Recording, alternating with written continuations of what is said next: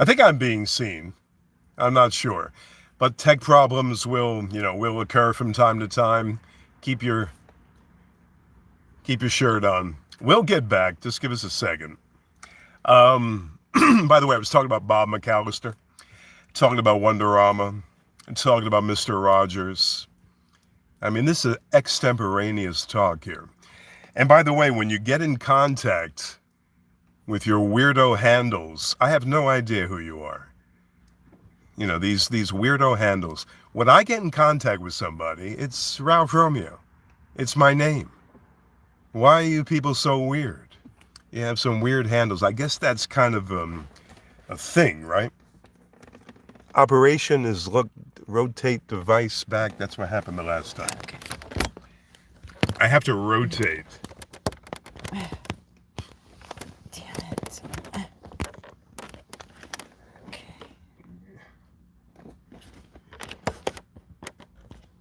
Yeah. What are we gonna do? What were you gonna do? Trying to get the chat thing out of there. Okay. Because it's not, it says rotate. It still has that sign that says rotate device. We don't know why. I have no idea. No. I can't. It's just not. It's not working just today, not folks. working. We're It's trying. just- I'm And so fed up. And it worked well the last times, and now we're having trouble. But just bear with us, folks. Bear with us. I'm choking. Come on. I'm fed up with this stuff. How does it look now? It's all, yeah. I mean, how does that Oh. look to people? I wonder.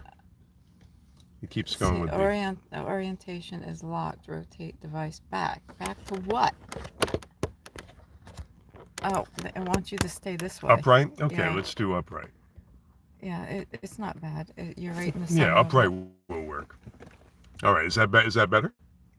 Well, I'm waiting. Okay, we're waiting to rotate. You know, you have to rotate your tires. You got to rotate your Yeah, it looks really good. your cell phone. Okay, let's do it. That's good. Thank you, honey. You're welcome. Thank you, my babe. Holy Hannah. I think we're set unless Cindy's going to come out emergency. The sirens are going to go on, and Cindy will come out. Woo, woo, woo, woo, woo. I'm here to help you. I'm here to help you. I will not let you down. I'm here to help you. Hi, everyone, by the way. This is my beautiful wife, Cynthia, and that's her hand. That's all you're going to see. And this is my face. This is my face, and that's her hand in front of my face. All right. So, if any viewers that I kind of lost in the last 20 minutes, bear with me because there's nothing else so much I can say. All right, we're set. You're gonna nice stick and around. cool in here. It's cool in here. It's okay. Okay, you want the window up a little bit? It's okay. Maybe halfway. Maybe like we do it a little halfway. Upside down, you turn me. That's good. How's that? Okay. That's pretty good. We need cross ventilation. When you in the were out automobile. here and you went or whatever you did, Yeah. I heard the dogs barking down there on the other See, side. when of I the when I street. vocalized inside the car, the next door neighbor's dog barked. No, it wasn't the neighbors. It was like Down the street, the last three block. or 4 houses down. The last block. Ow! Did they do that? That's what they do about So, it when they hear a crazy voice. Just to know how loud your voice is. The dogs could hear it. I got it. It's like a dog whistle. What did Jackie Gleason used to say? What did Cramden used to say? Wait, now I can't get the responses It's on going. here. Oh. Jesus. The responses are actually on the screen up there, and they're too small for me to read. My God, Okay. give me 2 cans and a string, for God's sakes. I don't know. I don't know. I am so tired of dealing with YouTube because they make so many damn YouTube makes it. changes. See, from one week to the next, It's different every time. YouTube will change the protocol from 1 week to the next, like the goofballs that they are. Last week was simple, easy. We got right back on. And now this week it's so damn complicated. But stay with me. Stay with me. I have some gems. I have some gems to throw in your direction. You have no idea. Boy, do I have a lot to talk about today. Oh man, like I was saying, like Romper Room, Wonderama. Okay, just don't touch the screen Yes, I'm going to unless try. it goes out, and then I'll try not you to. do the same thing. You click the button, swipe the Yeah, screen to get it back on. I'll try not to, Okay. sweetheart. All right. Thank you so much, baby You're doll. welcome. Thank you, baby. Oh my God, I'm driving my wife crazy. I'm telling you, because she's tech savvy, and I have the tech know-how of, I can't say of a 14-year-old, because the 14-year-olds, they have great know-how. I have the tech know-how of a 95-year-old man, actually. I am 65, but I am 30 years beyond my chronological age as far as tech savvy. It is terrible. But I was getting to something very important, very important.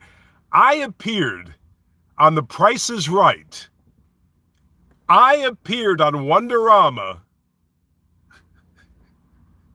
I once appeared on Romper Room. And then there was one other thing that I did. Oh, wait, what was that? Oh, remember Tempest Bledsoe? Tempest Bledsoe was one of the Cosby kids. I went on there one time. This is many, many years ago, maybe 1992. I went on Tempest Bledsoe and did 200 push-ups in a row on her program and talked about nutrition, exercise, all that kind of nonsense on her program. Then she proceeded to humiliate me by having me do 200 push-ups. It wasn't 200, more like maybe 100. And the people actually counted as I did push-ups. And I completed 100 push-ups, full push-ups, no bullshit. Full push-ups on the Tempest Bledsoe, whatever the hell her name was. What a name, for Christ's sakes, Tempest Bledsoe. On the Tempest Bledsoe show circa 1992. I mean, and then I hosted something called Love at First Sight, where you had couples kind of just trying to hook up. 3 couples on one side, 3 couples on the other side. One couple was on a screen. I'm sorry, one half of the couple, one participant, I'll get it. One participant of the couple was on the screen in another studio, and the other player was on the studio screen. And they had a matchup or something. I can't even remember. This is 1990 or something. Very interesting. A game show. It was an interesting game show. Yeah, I had an idea of talking game shows for some reason. Your favorite game show. You look kind of like him, Ralph. You should compete in the Iron Man. You know something? They should name an Iron Man competition after me. Do you know what I do every morning on an empty stomach? I'm screaming. I have no idea why I'm screaming. The whole neighborhood can't stand me. I have a big voice and I'm screaming. I have a big voice. I have to scream. See, I can talk this way. I can talk very cool, collected, very calm, very cool. They should name an Iron Man. You know what I do here on an empty stomach before I even have my first meal at 1 o'clock in the afternoon? I intermittent fast. I fast intermittently until about 1 p.m. I don't eat anything. I train like a banshee in the morning. I am 65. I need more viewers, man. 13 viewers not doing it for me. I love you guys, but not doing it for me. Come on, man. Up the viewership. What is this bullshit? Up the viewership. Let's go. Let's get cracking. I do so many things. I don't do a traditional gym workout. I don't go into the gym and pound 5 sets per exercise, call my mother in between sets. You know, that's not exactly a workout. Do you see these guys in the gym? The way they work out, the way they train? It's ridiculous. They do a set. They do a set that's probably too heavy for them. They'll do a set of 4. I'm sorry, 4 repetitions. Yes, 4 repetitions. And they'll actually try to now we have somebody across the street impeding on my progress here. But they'll actually they'll do sets of 4 repetitions. If you can't handle a weight for about 8 repetitions, between an 8 and 15, 20 rep scheme. You should not be handling that weight. You have no business handling that weight. By the way, those guys at WFAN, they're all fat. Every single one of them. They're either a stick. Like, what's his name? Who's the one that's a stick? Did my chat go out? For Christ. Shooter McGavin. Who's Shooter McGavin? You said that name like I'm supposed to know. I'm supposed to know who Shooter McGavin is. Who the hell is Shooter McGavin, for Christ's sakes? But anyway, I accomplish more. I'm like the Marines. I accomplish more before 6 o'clock in the morning than most of those guys on FAN do their entire careers when it comes to exercise. But then again, they're on FAN, and I comment on FAN. So who's the jerk? Yours truly, right? I'm the jerk. I'm the jerk because I'm commenting on their stupidity all the time. You know how I started commenting on FAN? I had Beningo on the show, who will be on Joe Beningo will be on the show. The great Joe will be on the show this week coming up. But, after that, I started to comment, make little comments. I made some crackpot comments about WFAN. It took off. It went through the proverbial roof. And I continued to comment on ABC, WOR, Sirius Radio, WFAN, and it was a lot of fun. And I got a guy here saying that I'm gay. Sorry, I'm not gay. If I was gay, I would tell you. If I was a gay guy, just because how long have I been gay? 20 minutes. Hey, listen, don't be ridiculous. But nevertheless, there's a faction among all these people. There's a faction. I got some people here. There's a faction. What was I going to say now? I forget. You took me all out. Oh, before in the middle of the whole workout. By the way, today I was actually running in the graveyard. I was in the boneyard. I was actually running, and it's the safest place to run because everybody's dead. And the terrain is very interesting in the boneyard, because in the boneyard you have terrain there that I took that video that went over poorly yesterday. It was terrible. It was terrible. In the boneyard was this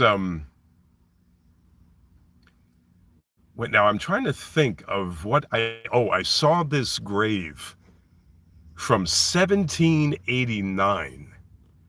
I think the poor soul died at the ripe age of 30. I think it was something like 1789 to 1819. And this was the original stone. I'm fascinated by this stuff. This was the original stone.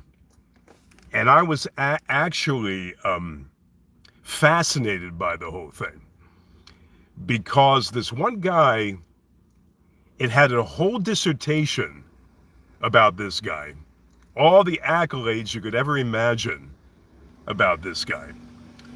And what was I going to say? And it was 1789 to 1819, and it was the original stone, and the grave was impeccable. Impeccable. It was a gorgeous grave. And who is Shooter McGavin, by the way? Shooter McGavin. This guy's complimenting me on my neck. He's deriding me on my neck. What's happening with my neck? There's nothing wrong with my neck. This is the neck of a 65-year-old man. What can I tell you, man? When you hit 65, you tell me if you come in anywhere close. It was impeccably kept. They kept this grave so beautifully, and you could see there were regular visitors to come see this character. I have no idea, an ancestor of theirs that dated back to 1789, after the Revolutionary War, before the War of 1812, before the Civil War. Just beautiful. There's a cemetery nearby that's drawn my attention to no end. It's just an incredible place. I end up doing all my exercise in this cemetery. I know it's weird, but on the road here, people are driving like maniacs around here. They're driving like idiots around here. And when you go on the road, on the side of the road, you start doing your running and you start doing your business on the side of the road, they're wreaking havoc on those streets. So I'm kind of, not really doing my thing on the side, think I'm going to get run down. So I said, I'm going to take my business into the boneyard, into the graveyard. I'm going to go in the graveyard and do my exercise. And it's very, very interesting. Depending on what angle this is on, is how I conduct my whole thing. Because when the thing was here, it was easier for me to do this. But now we have it set up in the middle of the console here. I want to actually go down a little bit and try it. I can't really do it, but nevertheless, beautiful. But the thing is, you got to train. You got to train early in the morning. You can't train late in the day. As you get older, you're going to find that you don't want to train later in the day, not because you don't have the oomph, not because you don't have the oomph to train later in the day. That's perfectly fine. If you can gather the strength, that's perfectly fine. But the thing is, you get it out of the way. You get those endorphins going for the rest of the day.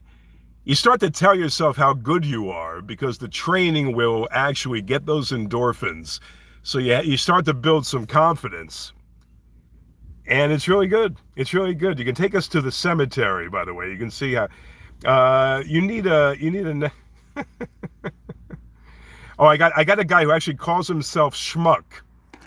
He actually calls himself Schmuck. And he's trolling on me.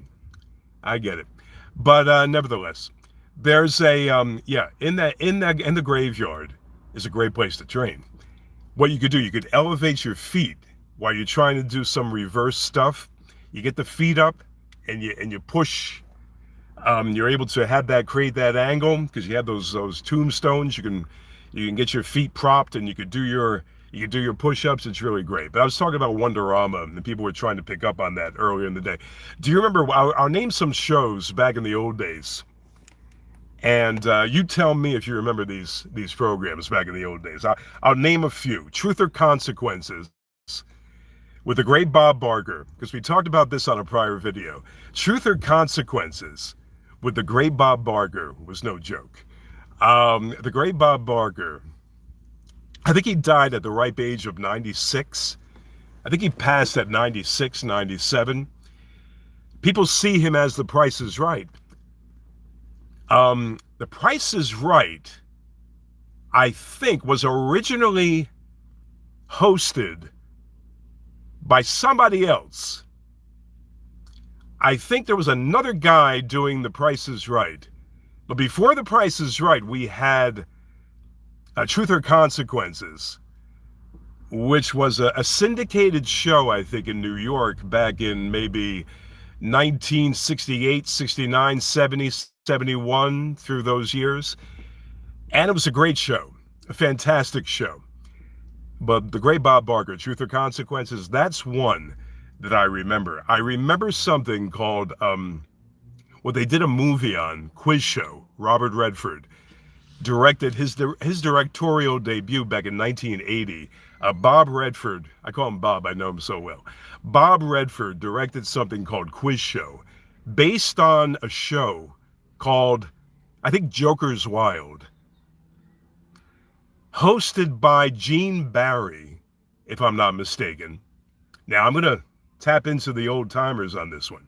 Who remembers Joker's Wild circa 1960, 1958, 56, 57, something like that? Because I remember that game show, because somebody asked me to talk about game shows today. So I'll talk about my favorite game shows before we get. There was something called Tattletales, hosted by the late Bert Convy. And Bert Convy had a terrible brain tumor. He bought the farm, I think he was just 50 years old, something like that. Tattletales is one of my favorites. There was another one, Wheel of Fortune, originally, Chuck Woolery. And there was another girl, it wasn't Vanna White. It was actually another girl It was not Vanna White. It was somebody else, and I cannot remember. Okay, Elephant's got me. Barker hosted Truth or Consequences 56 to 75. The Price is Right 72 to 2007. A hell of a run. You're not kidding. That's a hell of a run. And you know, the whole thing about the Truth or Consequences wasn't really a game show. Did you win prizes on Truth or Consequences?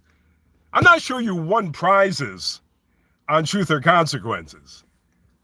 I kind of think that you just went on for fun and they gave you some consolation prizes. I don't think Truth or Consequences carried big prizes. On The Price is Right, you won a refrigerator, a dryer, a car, an oven. You had to pay taxes on these items. I heard that you would win maybe $10,000 worth of items, and then you were forced to pay taxes on these items, probably totaling about $4,000, and you were in the poorhouse because you had to pay all these taxes. Is that the truth? I heard about that. Somebody learned English. You learned, Nicole, you learned English. You didn't learnt English. You learned English, simple, by watching Sesame Street. By the way, here's a guy born in 1960. Never one time watched Sesame Street, ever. A little bit past where I was, right? But I remember who was Morgan Freeman was one of the mainstays on Sesame Street, if I'm not mistaken. Was Morgan... Somebody approaching. There's somebody approaching. Was Morgan Freeman one of the regulars on Sesame Street, or was it some other cockamamie show? I can't really remember, but Morgan Freeman got his start. The great narrator, the great Shawshank Redemption, the great $1 Million Baby, whatever you want to say about Morgan, originally got his shot on Sesame Street. I think it was Sesame Street or some other kids show. Beat the Clock. Beat the Clock, Bowling for Dollars was a Bob Murphy extravaganza. Bob Murphy. Do you remember Bob Murphy? Here's a long drive way back to left field. It is gone for a home run. A home run by Tommy Agee. A 3-run homer by Tommy Agee. That was our friend Bob Murphy. Bob Murphy hosted Bowling for Dollars, if you remember. Some cat would go up there and bowl and win a slew of money, a bundle of money. And the other one, that's probably not the debt collector coming out, is the debt collector. Yes, it is. And the Easy Reader he was, electric company he was, it's probably, Easy Reader he was. Electric company, yes. Bob Murphy actually hosted. And it was very interesting because Bob Murphy was such a dynamic personality. He was always sunshine, but I heard he was difficult to get along with, actually. And who's the guy that they have now that's been on doing the radio games with Keith Hernandez and Ron Darling forever? I don't know. I mean, there were, oops. Yeah, we're having a bad time today, folks. Okay, we're back. Who was the guy that did that whole thing? Now I can't remember. Beat the Clock was hosted by the same guy who hosted many of those talk shows, those game shows, I'm sorry. Those game shows in the past. I can't remember his name, but Beat the Clock was actually, Howie Rose was not with Bob Murphy. Howie Rose, who's the guy that hosts, does the play-by-play on today's games right now? They have Keith, they have Darling. Don't they have Darling? They have Gary Cohen. Thank you very much. I appreciate that, Elephant. Gary Cohen. Gary Cohn and Bob Murphy did not see eye to eye. Gary Cohn, at that time, was the new kid. He did not see eye to eye with our friend. They were at odds all the time. And Bob Murphy said, that new guy, Gary Cohn, I hope he fits in. I'm not sure if he's going to fit in. I'm not quite sure. So as you see, it's a very serious ordeal doing play-by-play because you have a color guy with Keith, which Keith does pretty well. I'm not a great big Keith Hernandez guy. Ron Darling is excellent. I think Darling is superb. Gary Thorne used to have Lindsey Nelson. Lindsey Nelson had a voice like this. Lindsey Nelson was more, yeah, with his high, way back in center field, going, gone. Lindsey Nelson was more exuberant in his calls, while Bob Murphy was very sunny, very exuberant, but in a different way. Then, of course, you had the insights of Ralph Kiner. And Ralph Kiner was he knew baseball. He didn't have he was a great storyteller. He wasn't the most shiny personality. Kiner's Corner was very interesting, but he didn't have effervescent personality necessarily. But he was a very, very solid guy. And famously, he once went to Pittsburgh management when he played for the Pirates, which were cellar dwellers all the time. They were a second division team. They used to call them the second division team. And Ralph went to the Pittsburgh Muckety Mucks, and he asked for, I think, a $10,000 raise, which was significant, maybe in 1955 or something like that, maybe before. And the owner or the GM or somebody high up in the Pittsburgh Pirate office said, we could lose 100 games with you or without you. Get on your way and be happy with the salary that we're paying you. And that's exactly how that thing went in Pittsburgh, if you remember. And by the way, Jimmy, now you're trying to make friends now? First, you're insulting me, Jimmy, whoever you are. Sour Shoes on my show. I love Sour Shoes. A talented individual. I wonder if he does see, Lindsey Nelson. Lindsey Nelson used to do Notre Dame highlights, if you remember. Not Notre Dame, that's my mistake. Notre Dame highlights. And he would say, Lindsey Nelson and Paul Horning, we're here for Notre Dame highlights. Oh, but it was a lot of fun. My friend Mario, who's watching me right now, I've known him since I was 2 years old. My friend Mario, actually, we would look forward to Notre Dame highlights more so than a Mets baseball game, because you heard Lindsey Nelson in full regalia, he would dress in, well, you saw him in full regalia. He would have those checkered jackets. He'd have a yellow shirt, bright yellow shirt,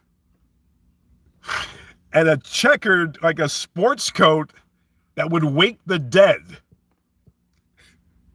And then he would come on with this voice, Notre Dame highlights, Paul Horning. What do you say about that, Paul Horning? And then Paul would kind of chime in with a very monotone voice. Well, Lindsey, he ran for 15 yards on that one. He got turned around by the linebacker there, and he ran for. Oh, that's a good explanation. Thank you, Paul, for that explanation, Paul. Lindsey Nelson was just through the roof. But yeah, I remember those games. Lindsey Nelson also did the Cotton Bowl for CBS for many, many years. I think I knew Mario Vaca since I was out of the womb. I think my first words were not mommy, not daddy. It was more like Mario. When they pulled me out of my mother's thingy there, when they actually yanked me out for that last time, They yanked me out of the womb. I think the first words after when I began speaking was probably something like, I don't know, I think I called for my two friends instead of my mother and father. It was very interesting. All right, Phil Rizzuto would make himself out of the stadium by the 7th inning. He'd hand it over to Bill White, Frank Messer. And Frank Messer, if you remember Frank Messer, it was more like a very, very long and drawn-out delivery. Frank Messer. Hey, Scooter, what do you have to say about the last thing? I can't really do a good Frank Messer, but it was more drawn out in his delivery, if you remember how Frank Messer was. And Phil said, I got to go home to Hoosie Watts, his wife. Her name escapes me. I got to go home, so he made his way over the GW Bridge back to New Jersey. And he was home by the 9th inning. He left Yankee Stadium in the 7th inning, and he was home by the 9th inning. That was Phil Rizzuto. Phil Rizzuto was great. Phil Rizzuto was great. Stingy, very tight, never paid for a meal, but a fantabulous individual, I'm telling you. Oh, Cora, very good. He had to get home to Cora very quickly because Cora, thank you, who's that? Superstar. Who else would it be? I got a superstar here. Had to get home to Cora by the 9th inning. He'd actually sit in his living room, watch the rest of the game. If the game went extra innings, which, sometimes it did, he'd be home watching the 13th inning in the comfort of his living room with Cora. I imagine Cora was making chicken cacciatore that night or something like that. But he was right there. But Phil was great. Heck of a shortstop. He won the MVP in 1950. Our friend Phil Rizzuto was the best, and that's when they gave the MVP to one person, I believe. One person actually was the MVP of both leagues, and Phil Rizzuto took home that crown, little guy like him, in 1950. And you know something? Those were the days, my friend, we thought they'd never end, but those were the days when actually a baseball player could be 158 pounds, 5'9", and actually excel at the sport. That's the difference between now and before. Phil Rizzuto was probably about 160 pounds soaking wet, if that much. Probably was 5'9", 5'8". I don't think he was 5'9", 5'8" tops. And a guy that size won the MVP of both leagues in 1950. And let me tell you, those were the days, my friend. And the Money Store. Phil Rizzuto, the Money Store. If I did a good Phil Rizzuto, I would do it. I don't do a good Phil Rizzuto. I do a good Bob Murphy, do a good Lindsey Nelson. There's a good Marv Albert. Marv Albert jumper, yes! And Marv Albert, under the covers, with the transistor radio in hand, New York Rangers, Brad Park, Jean Rattel, Vic Hatfield, Rod Gilbert, Eddie Jacquemin, circa 1970. Marv Albert Ranger game, Boston Bruins. Maybe there were 10, maybe in 1970, there were 10 teams in the NHL, and that's all.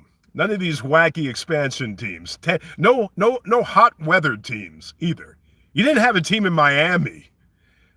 You didn't have a team you had the LA Kings. That's right. There was one hot weather team in 1970, the LA Kings. If you want to call that hot weather, I guess you can. Of course you can. But I would hear Marv Albert on my transistor. Now this thing serves as a transistor. I mean, you could take this thing wherever you want to go with it. I turned this freak around. He's not making fun of me anymore, this creep. You know, I turned him around.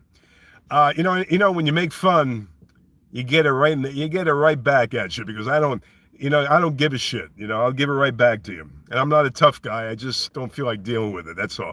Far from a tough guy. I don't play a tough guy. I don't. I'm not. Believe me. But I'm saying, you give, you get what you give. You get what you give. Yeah, Marv was superb. Marv got more generic as he went on. If you notice that Marv actually changed his sound a little bit. Now, I know people will disagree with me on that. They'll say Marv actually consciously changed his sound in later years. Now he retired, he has a dress on, he bites his companion on a regular basis. He actually gnarls at his girlfriend. Remember that incident? Remember that scandal? What was Marv doing? Was he taking bites out of his girlfriend?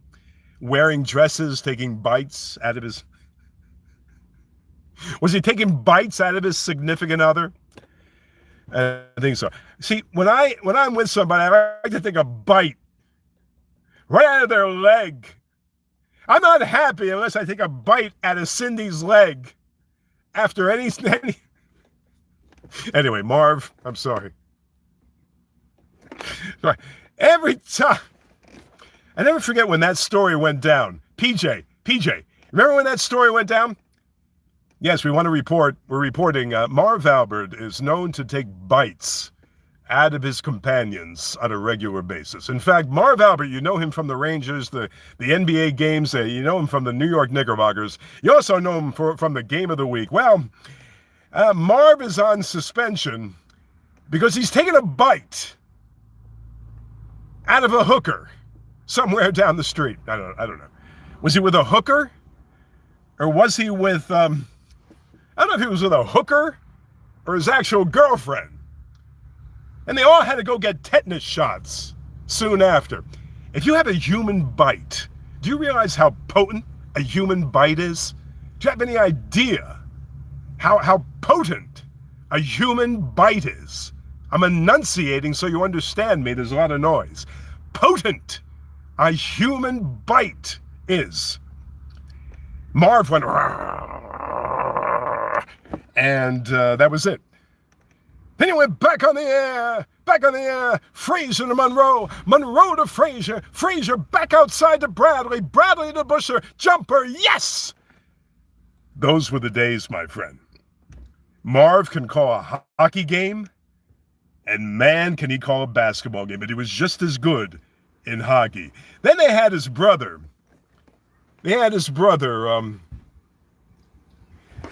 Marv had a biting wit, our friend Elephant says. Isn't he clever? He's trying to outdo me. See, I come out with some good ones, and he's got to try to top me. I come out with some real zingers. I gotta sit back here. I come out with some real zingers. And what is my friend Elephant? He had a biting wit. I visited a podiatrist the other day, and there was trouble afoot. When I walked into that podiatrist office 2 days ago, I sensed trouble afoot. I said, it will be a tremendous feat if you correct my foot problem. You will rise to unlimited heights. It will be a tremendous feat if you correct my instep. Anyway, I have no idea what I'm talking about. I can go off my nut at any moment. But Marv was fantastic.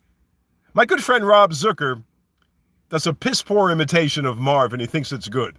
My imitation of Marv Albert is far superior. It's far superior. I used to have a sister superior in grammar school. You like how I transition? It's a nice breeze. Calgon, take me away. That's a very good commercial. Calgon. The woman's actually, I can't stick on one subject. The woman's actually lauding a dish detergent. No. Is that dish detergent? Is that for the dishwasher? Calgon, take Calgon, take me away. Can you imagine a bunch of executives sitting around a table and coming up with Calgon, take me away for a slogan? Ay, ay, ay, ay, ay. It's unbelievable. Calgon, take me away. You know how many? You know, a housewife. We're getting small numbers today. Pick it up. You like that close up? Show my wrinkles. I'm 65. Take a bite out of crime. Can you read my chat? Can you read my chat? What's that? A new top 10 song? Can you read my chat? Yes, I read your chat. I will read your chat. Oh,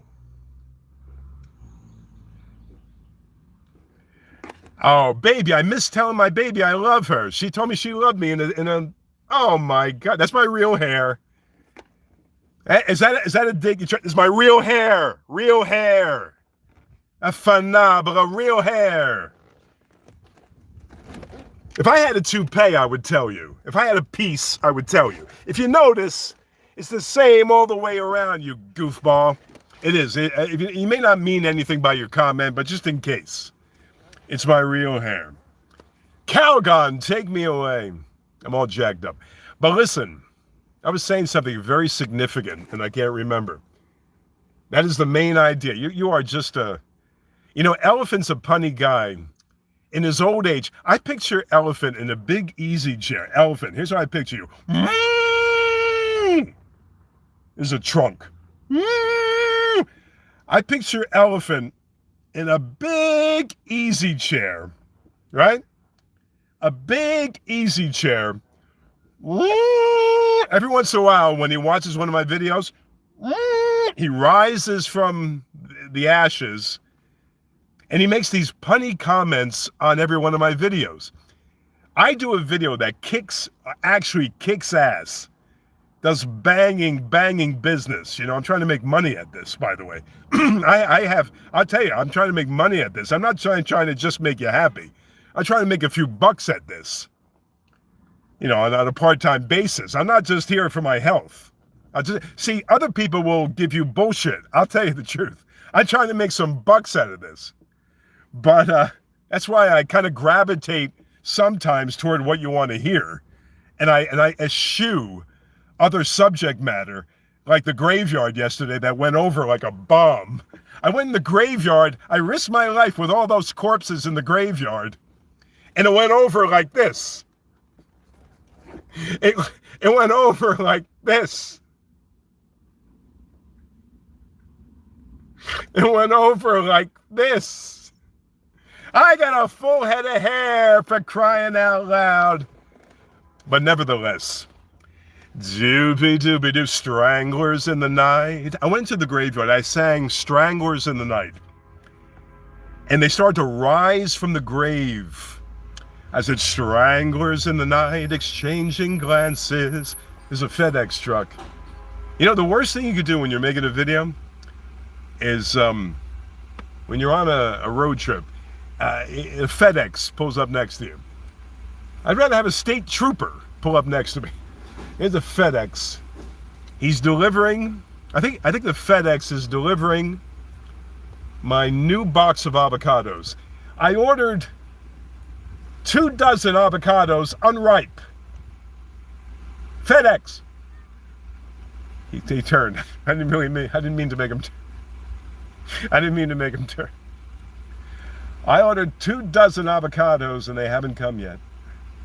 I put my order in 4 years ago. I'm due 2 dozen mushy avocados, you goofball. You better bring those avocados. I love avocados, man. I eat avocados like you eat, what do you eat? What do you people eat? Anyway, you eat junk. My grandmother used to be Frank Sinatra's personal room attendant at the Ward. Really? You're so smooth, you're rough. You're a smooth guy. The best Sinatra song. I've got you under my skin. I tried so not to give in. I said to myself, this affair never gonna go so well. That's the best. Got you under my, Cole Porter, under my skin. See, I've got you under my skin is a dermatologist's dream. See, when you walk into a dermatologist's office, on blaring from the speaker, well, I've got you under my skin. I tried so not to give in. I said to myself, this affair ain't never gonna go so well. But why should I try to resist when, darling, I know so well I've got you on a dermatologist. I went to a dermatologist. I said, hey, I don't know what rosacea is, but I think I have it. I get a little rosacea once in a while, back in the old days. I read a book about rosacea, doctor, and the whole time I'm trying to explain about my skin disorder, I've got you under my skin. I tried so not to give in. I said to myself, doctor, can you halt the singing just for a minute? I have a severe skin difficulty here. All right. Ava Gardner. Yeah, it's, it really is. They say a punnery or a play on words is the most sophisticated form of humor, Elephant. And that's our good friend Harry. Hey, Ava Gardner. Hey, by the way, Harry, I apologize. Last week, I mistook you for somebody else named Bruce. I don't know how I got Harry and Bruce confused. I have no idea, Harry. You're a great guy. Bruce is the guy. Bruce is the guy, Arm and Hammer. I'm going to go after him with the Arm and Hammer arm. You ever see the Arm and Hammer?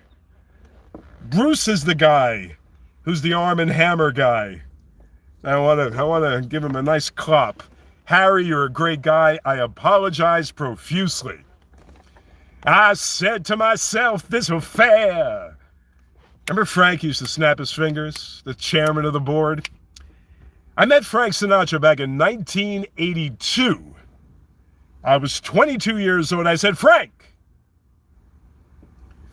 are those organized crime rumors true?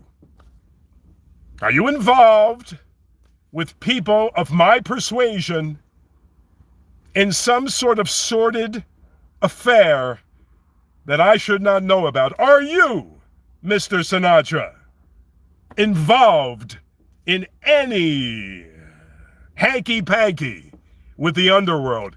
He swore to me. He said, Ralph, I swear it's not me. He did. He sang to me. I made the whole thing up. But I did meet Sinatra in 1982. And you know what he said to me? Hello. That's it. I said, I have your album, Live at the Sands. 1965, Live at the Sands. It's the best album, Live at the Sands. I didn't say that. I'm not a fanboy. I never was a fanboy. I don't give a shit, But I met Sinatra. How many things? How many people? All right. But I met Sinatra back in I was 21 or 22, something like that. Man, am I old. Jesus crackers. I met Sinatra, and he wasn't skinny anymore. When he was young, he was like this. In 1982, it was a little bit like this. But not in a bad way, not terrible. He said one word to me, hello. Hello, that's it. I wish I had a real story about Sinatra, which I don't. Now, I have a story about Ava Gardner. She was a witch. Oh, she made Sinatra cry every night. She was the kind of manipulative woman that made Sinatra howl like a hound dog every night. All right, Ralph is that he had a transistor radio AM. It took him until 1980 when the model. That's right, Andy, you are so right. In 1980, they came out with something. They had a transistor that actually carried FM radio. But you know something? FM radio was all well and good, WNEW. I used to like CD 101.9 back in the old days. I never say back in the day, by the way. This back in the day bullshit, don't ever say back in the day in my presence. Back in the old days. We don't speak ghetto. But that's, yeah. Back in those days, Andy, they came out with the FM. I didn't listen to FM. It was all AM. It was all Dan Ingram, all Cousin Brucey. Cousin Brucey's still on the radio. Cousin Brucey's 159 years old. Did you know that? Cousin Brucey actually was a participant in the Civil War. Cousin Brucey is actually, let me think now how old Cousin Brucey is. Yes, I believe that Cousin Brucey is 162 years old. And he actually currently does a radio program on the aforementioned WABC. Isn't that something? Cousin Brucey, now there's a toupee. Now you want to know what a toupee is? This is not a toupee. This is the real thing. If I had a toupee, I'd make it dark brown. Cousin Brucey, that's a toupee. That's a piece. And good for him. He's at 159. He's doing all right. He actually was alongside General Grant circa 1865. That's the truth. I saw Sinatra perform at Radio City Music. Chet, did I ask you? Did I ask you, Chet, for your opinion? I'm kidding. Chet, my good friend Chet. Chet's a good guy. He gave me a little trouble the last two comments, though. I don't forget anything. You see this guy, Elephant? Hey, Chet, you see this guy, Elephant, that we have on the feed?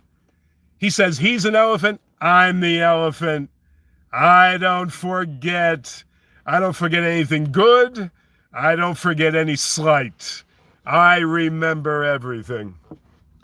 Sinatra in 1988. Cousin Brucey came to my high school back in 1970. He came into, see now, he was 85. I think it was something like 80, I think it was 89 years old in 1970. If I'm not mistaken, yeah, I think it was 90 years old in 1970. And if I can do the quick math, that would make him 150. Yes, I'm right on his age. I'm exactly right. But Sinatra back in 1988, he was past his prime even then. Then he went into oblivion. If you remember Sinatra back in the more recent past, before he croaked, in the more recent past, he'd have a teleprompter with all the lyrics of the songs that he used to know. We get old. We all get old. All the songs that he used to know back in the old days, he'd have a teleprompter. He would be transfixed on that teleprompter, not even participating with the audience. He would be so transfixed on the teleprompter, he'd do a few Sinatra things and a few Sinatra gestures.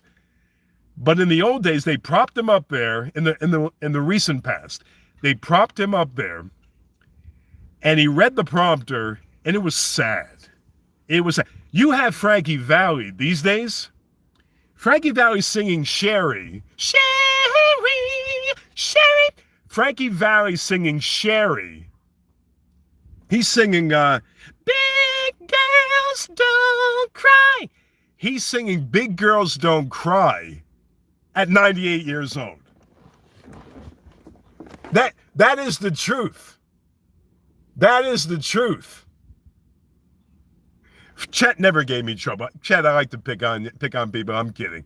Chet has never Chet, whatever I say is like tongue in cheek. Tongue in cheek. But no, it's all tongue in cheek, Chet. You're a good man, Chet. You've been with me since 1952, and I really appreciate it. Those days were the good days, right? 1952. But Frankie Valli, they prop him up there. It's elder abuse.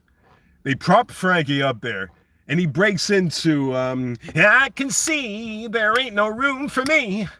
You're only holding out my heart and sympathy. If there's another man, then girl, I understand. Go on and take his hand. Don't you worry about me. All the great Four Seasons songs. They prop him up there. He mouths the words. He lip syncs the words. And my God, what a fiasco.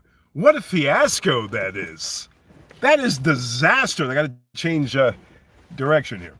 That is disastrous. Disastrous. Can you believe they had the audacity, the nerve, the gall to prop Frankie Valli up there with his high falsetto? My God. The high falsetto. By the way, all you have to do to sing high falsetto, the Bee Gees will tell you this, but they're all dead except for one. I think one Bee Gee still is among us. Barry Gibb, I think, is still among us. Dion was never my favorite. He's good. He was very good. Dion was great. He's Italian. He can't be bad. Is it Dion Martucci?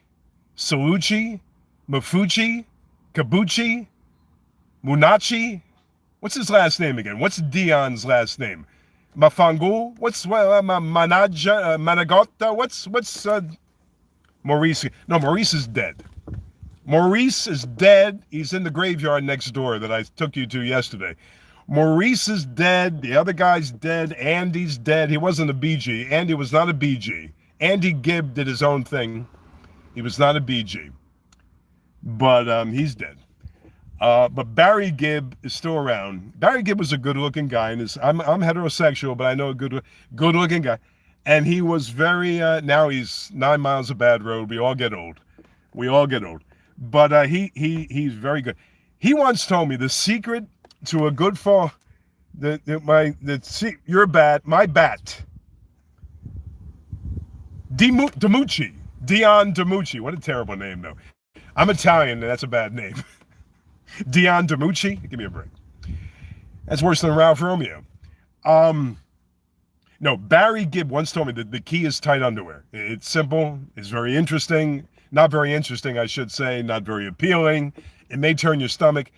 But the key to a good falsetto is tight underwear. That's exactly what if you wear your tighty whities up to your neck, you will sing like this.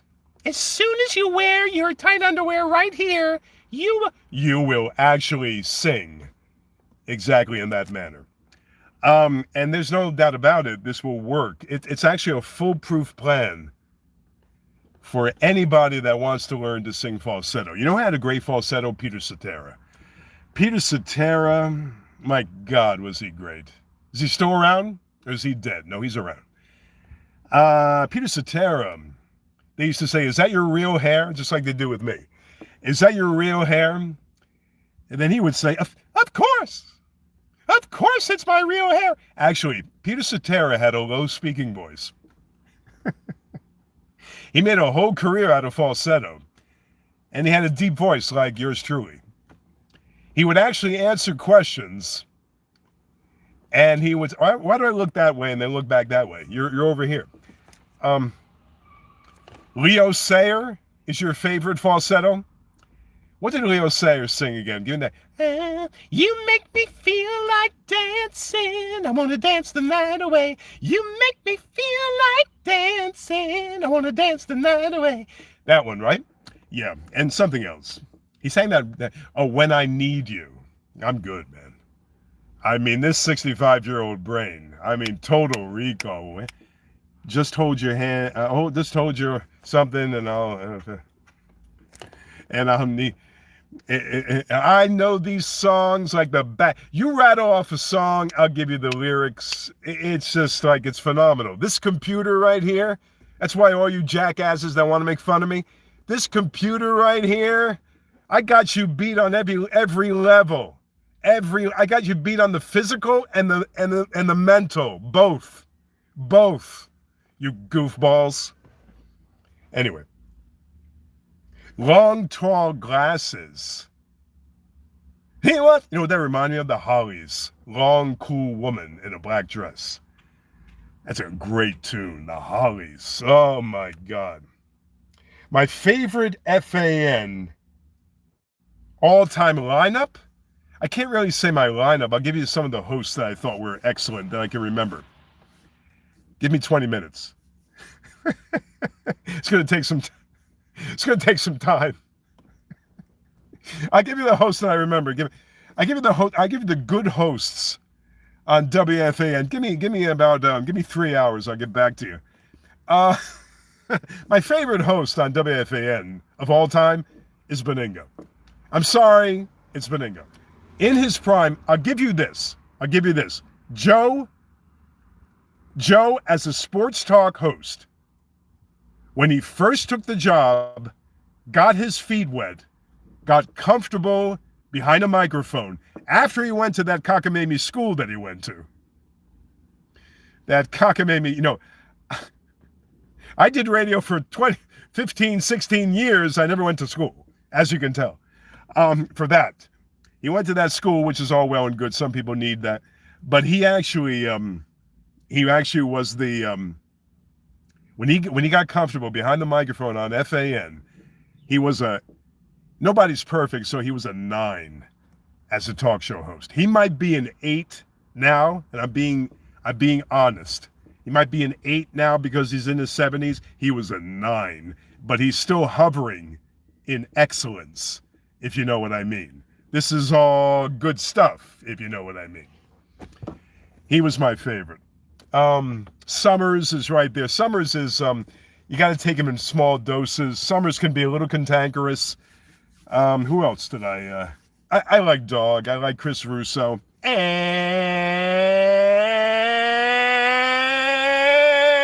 afternoon, everybody. How are you today? The Mike and the My Dog program.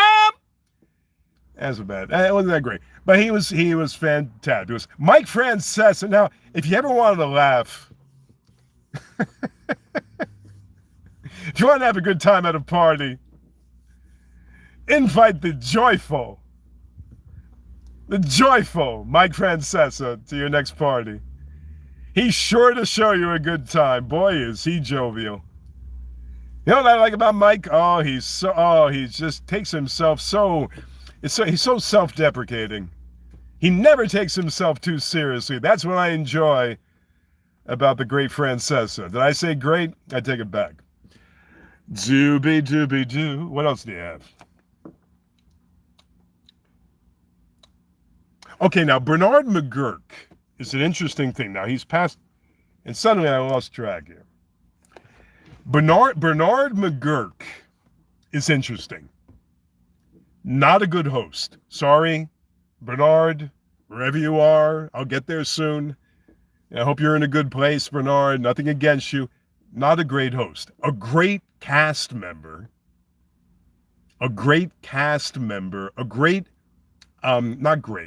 Good. I'm a tough marker. A good cast member of the Imus show. A good lampooner of very popular characters. Very, very good. Not a great host. I'm sorry. He showed his wares several times where he was very mediocre. I'm sorry. And Joe still can't believe that Albert Bell, you know something? I don't lose any sleep at night knowing that creep Albert, and he's actually supposed to be a good guy. How many is it? He's supposed to be a good guy, actually. I heard Albert Bell. The guy was standing next to a ledge. And Albert Bell said, "I dare you to jump off."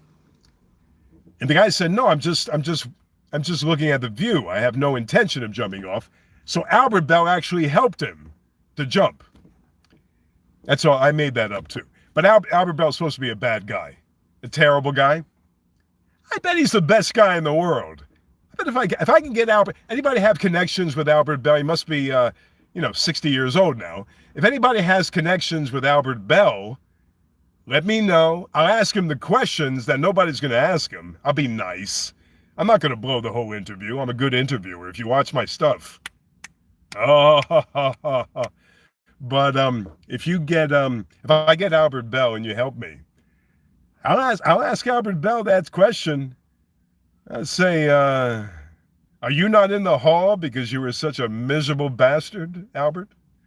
And he probably would say to me, "Ralph, I'll beat the living shit out of you if you don't shut your big mouth." And that's what Albert Bell would actually take me. Because as muscular as I am, as ripped to shreds and fit and extremely muscular. I weigh a mere 170 to Albert Bell's 230, I guess. But very, very nice individual. In fact, I met Albert Bell one time. He said, "Get away from me, kid. You bother me." You know who did that to me? Willie Mays. Willie Mays did that to me. Willie Mays back in 1971. I've told this story 1,000 times. Well, here's 1,001. Willie Mays snubbed me as a 10-year-old kid. I said, Willie, come sign my baseball, Willie. Willie, say hey, Willie, you goof. Come sign my baseball, Willie, sign my And you know, Willie McCovey, all 9 feet of him, Willie McCovey was huge. Huge. He was huge. Willie McCovey came lumbering over to me and signed my baseball. And I was 10 years old. I said, "I didn't mean you, Willie," because at 10 years old, you tell the truth. I said, "I didn't mean you, Willie. I meant the other Willie." But Willie McCovey couldn't have been nicer. Could not have been, I'll get it out. Could not have been nicer. And then I kind of made my way down to the rail to try to get Willie Mays' attention. And Willie Mays gave me the finger. He gave me the finger and said, "Get away from me." But get away from me was not enough. He's dead now. I hate to talk about the dead, derogatory terms, but here goes. Get away from me, kid, was not enough. He had to add this. True story. Shea Stadium. Remember Shea Stadium? Much better than this thing here, Citi Field. Shea Stadium was better. They didn't have a bathroom in Shea Stadium. Not one bathroom in Shea Stadium. That's when people were tough. You held it in for 9 innings. For Christ's sakes. You didn't go to a bathroom. Who has to go to a bathroom during a 9-inning baseball game? What's wrong with you, you weakling? I gotta stop.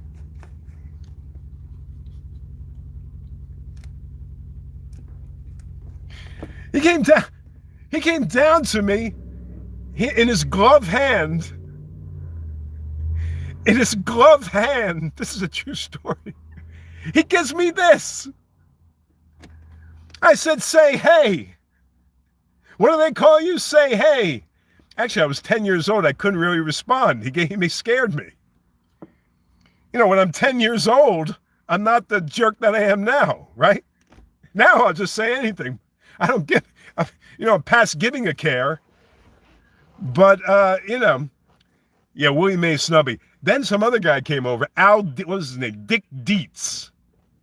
You remember Dick Dietz? Dick Dietz. San Francisco Giants. He signed everything. Dick Dietz. What a name. You know, if I have a son, if Cindy and I ever have a son, we have to adopt if we have a son. I'm going to be sure to name him Dick. Because, first Richard, but I'll say he prefers to be called Dick. Because it's a fine name to give a growing young man, Dick. Every time they address my son, they'll say Dick. That's the worst. See, back then, Dick didn't mean Dick. Dick was just a short for Richard. It was a beautiful thing. Nobody thought anything of it. It was just different.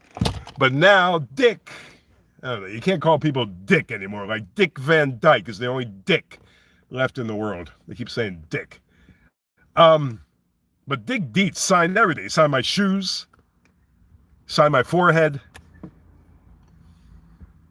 signed my father's, what did my father have? Father had some kind of Mets batting helmet. I mean, he signed that. He signed everything.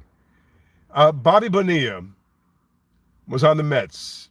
He was going to fight that, forget about an autograph now, especially yeah, I don't like autographs. You know, after 10 years old, I didn't care for autographs. Screw you. You know, you can sign your own rear end. I don't want it. I don't want your autograph. I don't want anything from you. I don't want anything from these people. These autographs. Oh, please, sign this, sign this. They don't sign anymore. They just do pictures. Come on, do a selfie with me. Do a selfie. Give me a break. I swear to God, Willie gave me I can't do that anymore. I'm going to throw it off. Can I do that? I don't know. Am I allowed to do that on YouTube? Can I give you the middle finger that everybody does in a traffic jam? Road rage middle finger.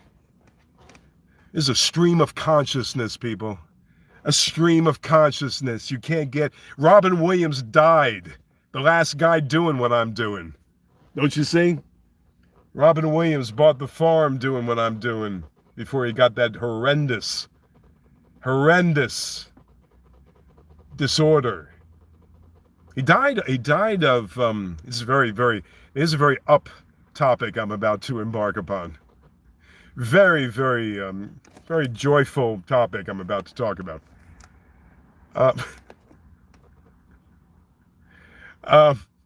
What was the, what did he die of? Not die, well, he took his life because, see, people thought that Robin Williams actually committed suicide because he was depressed. It's part of it. He had a special type of dementia, and the word is actually escaping me right now. Where your mind, believe me, I know. I'm kidding. Your mind falls apart. You don't know what's happening inside your cranium. You become deranged and you can't stop it. And let me tell you something. The fact that this man held on for as long as he did with this dreadful disorder I give him accolades. I give him every accolade, every compliment, every bit of praise that I possibly can. I think Bruce Willis, no, he has something else that is very similar. I get off this topic because it's so depressing. But the great Robin Williams died with a stream of consciousness. He took it with him until I started doing YouTube videos. But anyway, hey, there's a real reason why I do these videos. That's so you can make fun of me to your heart's content. You can just go at me. Actually, not make fun of me. I want you to give me okay, Jackie Mason was the first one to get yes, Jackie Mason gave Ed Sullivan the bird. He said, well, Jackie, here we go. Jackie Mason. Jackie, come on out. Give me say hello to the people, Jackie. Jackie Mason. Come on out, Jackie. Come out. And Jackie, what happened was Ed demanded that Jackie not use this one routine. He had a dirty routine or derogatory routine. I'm shaking my finger at you. He had a derogatory routine of some kind. And Jackie Mason, Ed Sullivan actually demanded that Jackie Mason, same thing happened to the Stones with a lyric in their song. Time is on my side. Yes, it is. Not that one. I forget which one. But he said, and he actually did the routine. He did the routine. He gave him did the routine. And like as a fuck you to him, gave Ed the middle finger. And Ed said, I've never seen that before. I'm very taken aback by what I see. I can't believe what you just did, Jackie. You'll never be on this program. I do a terrible Ed Sullivan. But you like the body language, right? The body language. Oh, but I'm telling you, Caddyshack 2 was awful. That was my favorite. I've never watched. I don't watch these things. I don't watch an Adam Sandler movie. I know Caddyshack was before. I get it. I know what Caddyshack was. A classic. I know you love that shit. I understand. It's not my cup of tea. It's not my thing. I just don't care for these movies. Bill Murray with the stupid face, Caddyshack.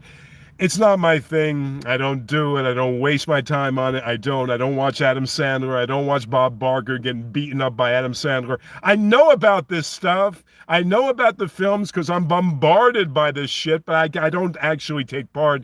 It's not my thing. But the fact is that Adam Sandler has nothing in his wardrobe except a sweatshirt with a hood and a pair of shorts. The man is worth maybe upwards of $500 million, I would assume. And that's on the low side. He has 2 hoodies. They call them hoodies. I don't care for that, but I'll say it so you understand what I mean. I say sweatshirt with a hood. I'm from the 60s and the 70s. I say sweatshirt with a hood. I don't say hoodie. Anyway, he owns 2 hoodies, 2 pair of shorts, and that's it. That's it. I never met Adam Sandler. Who was a good encounter I had with one of these hotshots? One of these hotshots. Who was a good encounter? What was a good encounter that I had with one of these hotshots? The last so-called celebrity encounter that I had, one of these hotshots. I said, listen, you get a chance to meet me. I don't get a chance to meet you. That's the attitude that you have to have. If you kowtow to some of these people. Anyway, Dennis Rodman wasn't friendly. My coworker wanted to talk and get his autograph. Dennis Rodman is so deranged. He's so out to lunch. I would not want to get Dennis Rodman angry. Dennis Rodman is the kind of guy that can kill you. Now, I'm not saying he's violent. Don't get the wrong idea. Dennis, if you ever hear me, don't get the wrong. I'm not saying anything derogatory. You're violent. I'm not saying that. He has the kind of physique, the kind of height, and the kind of type of strength. He will rip you to shreds. So don't get Dennis Rodman. Don't get his panties in a bunch. Because man, oh man. When Jackie Mason was alive and well, he would always eat at the Applejack Diner in Midtown Manhattan. The name of the booth, they named a booth after him. I saw Jackie Mason. Who's the guy? God, I forget his name. My God, who was the guy? He had an office space on 42nd Street. I used to go there all the time. Oh, Joe Franklin. He was sitting on Joe Franklin's show, and the back and forth was snappy. It was great. Joe Franklin was a very nice guy. In his office on 42nd Street, he had every piece of memorabilia he ever owned right there piled up in this office to the point where it was a fire hazard. You cannot believe the amount of material that this man had in his office. Unbelievable. But that office, that was the anything you could ever find memorabilia-wise was in that office. I sat there. He would sit high atop in a desk, surrounded by all this junk. And he'd be up here, and the visitor, this is strategically planned because you want to have an advantage over your counterpart, over your visitor. So he would be way up here, sitting high atop in his office with all this stuff surrounding him. And you'd go visit him like this. Joe, it's great. Yeah, you look, Joe, it's great to see you, Joe. I could barely see you through the mountain of junk, Joe. Can you move that over a little bit so I can see your face? That's how you would visit with Joe Franklin back in the old days. And it was very, very interesting. Well, I'm going to bang it up, I think. Unless you have any more questions. Hershey Walker. Okay, somebody just said Hershey Walker. Now, is that a derogatory term? Are you throwing barbs, racial barbs at Herschel Walker? How dare you? How dare you say Hershey? How dare you say Hershey Walker? How dare you? He meant to say Herschel Walker was super friendly, down to earth. I know that, Gary. I know that. I'm just kidding you. I'm kidding you, Gary. Got his autograph during The Apprentice. I know. Don't get nervous. I know it was a typo. I know. Herschel Walker's what a politician. He ran for something in Texas, I think, right? Oh my God, the platform on Herschel Walker. What did he run for? Did he run for governor? Was it governor? Congressman? What did he run for? I have no idea. This is my phone. What did he run for again? I can't remember. Trump and Herschel Walker, he knew. Yeah, Herschel Walker was a hell of a football player. Herschel Walker never lifted weights. Did you know that?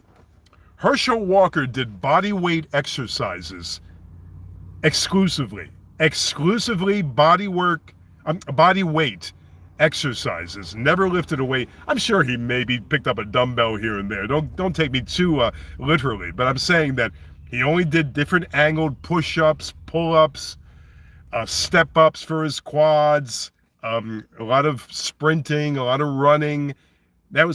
He was so phenomenally gifted that he never lifted weights. Do you believe that? And that's the truth. Congressman. Yeah, he ran such a wacky campaign, by the way. He would have won. Even the goofballs down here would have voted for him if he just calmed it down a little bit. He was to the right. He was to the right of the John Birch Society. If you remember what the John Birch Society is, Herschel was to the right of the John Birch Society, running on a platform that was so conservative and so weird that he had to lose, you know? We're right side up. You mean this guy, wait a minute, hold on. This guy Jacob left me for the last hour and 10 minutes? Jacob, you left me for an hour and 10 minutes just to come back and tell me now that I'm right side up finally? You got your nerve. How dare you? How dare you? This is the excellent foppery of the world. When we are sick in fortune, often the surfeit of our own behavior, we make guilty of our disasters the sun, moon, and stars, as if we were villains by necessity, fools by heavenly compulsion, knaves, thieves, treacherous. There's a guy next door quoting Shakespeare as I speak. Knaves, thieves, treacherous, by a spherical predominance, drunkards, liars, adulterers, by an enforced obedience of planetary influence, and all that we are evil in by some divine thrust. I'm reading his lips.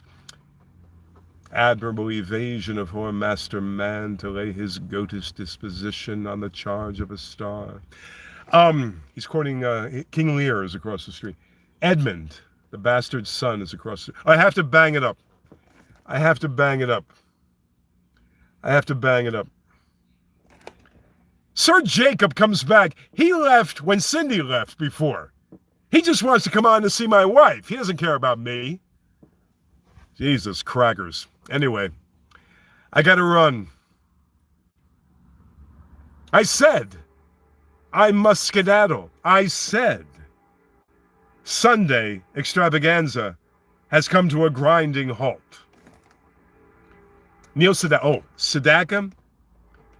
When I was a kid, I thought Sedaka was a girl. No offense, I know he died. I know he's 6 feet under. Well, not yet, but he will be. I know he's 6 feet under. I know he was a fantastic individual, a groundbreaker, an idol, an icon. I get it. When I heard a Neil Sedaka song, like, what's it? Name a Sedaka song. Name a Sedaka song. I thought it was a woman. Not that there's anything wrong with that. Did Neil Sedaka get a sex change? I'm kidding. He's dead.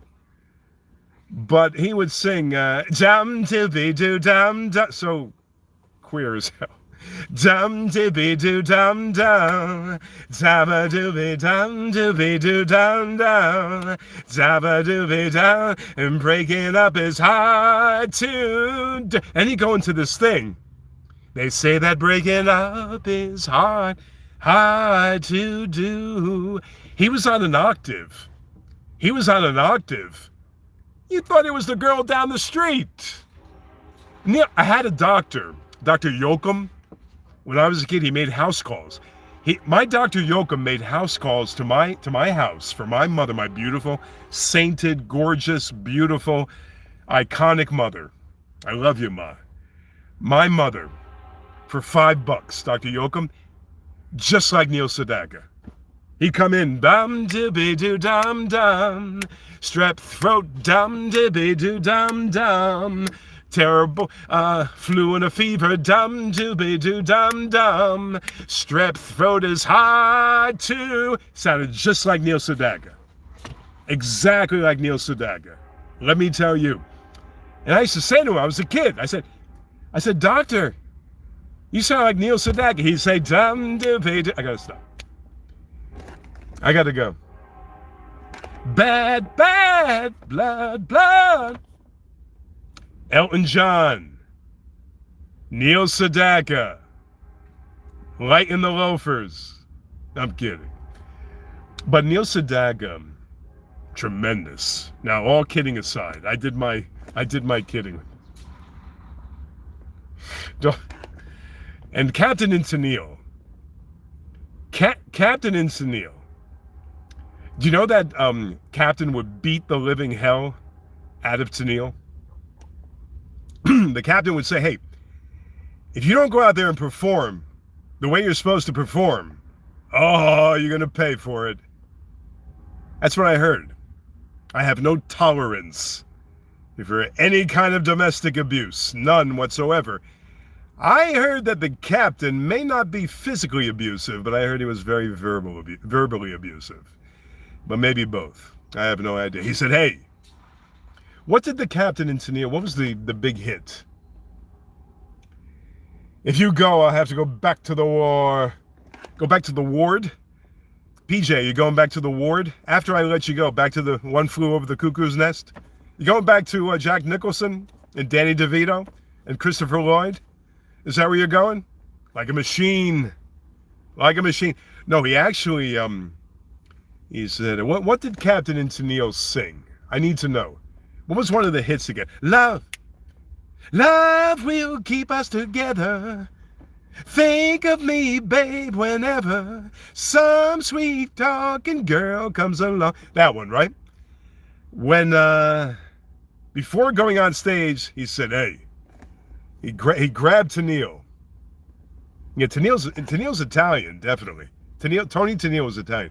He'd grab Tennille right by the arm and he'd say, hey, if you don't perform up to your capability, yeah, you don't want to know what's gonna. He was abusive. I don't go for that. I don't like that one bit. Anyway, Neil Sedaka would come to my house, give me a penicillin shot, and then break out into song, and then charge my mother $5. You get a floor show? You actually got a floor show?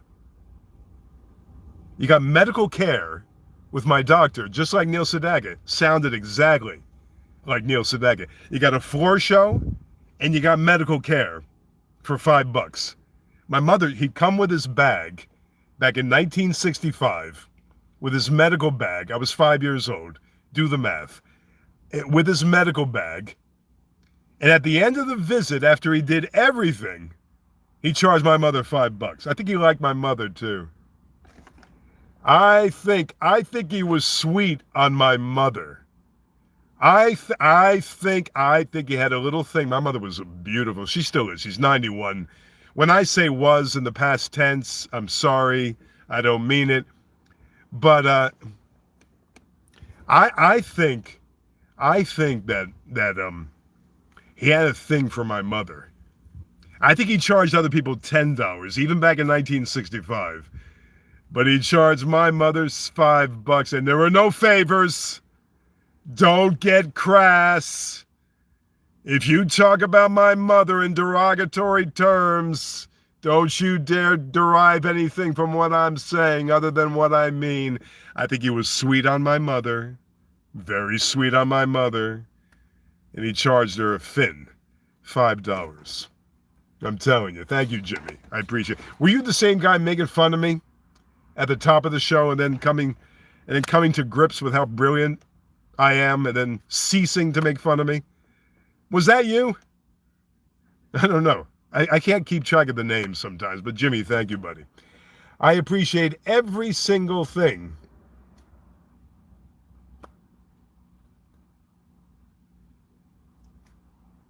I'm trying to see this last question. Yeah, Sadaka. Sadaka was yeah, and didn't she sing do that to me one more time? Once is never enough. From a man like you. Didn't Tony Tennille sing that? Pass that by me, run that by me one more time. I can never get enough. Something like that, right? He did. She sang that, right? Tony Tennille, if you remember Tony Tennille's mouth, this is nothing sexual, shut up, was as big as my face. That's why she enunciated so well. That's why she was such a wonderful singer. She was. Very, very good singer. Don't let these pop songs fool you. Very good singer. Her mouth was as big as my face. And the singers with the big mouths are good singers. I can cite the opera singers of the day. They have huge instruments, if you will, and they're fabulous, fabulous singers. It happens all the time. And Tony Tennille was no exception. All right, I really have to run. I can talk to you for at least 20 more seconds. Jesus crackers. I can talk to you for at least 20 more seconds, but I got to run. You missed the greatest 20 seconds of your life. You have no idea what I had in mind for the last 20 seconds, but I got to take off. Subscribe to the channel. Do your due diligence. Buy Ralph Romeo TV, paraphernalia, gear, caps, shirts, whatever it is. Donate generously to the Ralph Romeo TV cause. We need your money. We need your money desperately. We want your... We do. We need your generous donations. And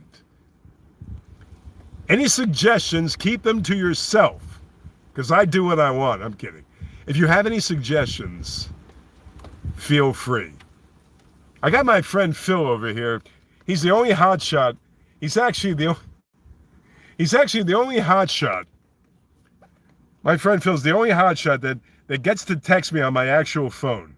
He's too good. He's too good to... Where is he? He's too good to text me like everybody else, to send me a message. Anyway, I appreciate it. A Jewish boy from Brooklyn, that's right. You are so right. Take care of yourself. Do all those good things. Goodbye.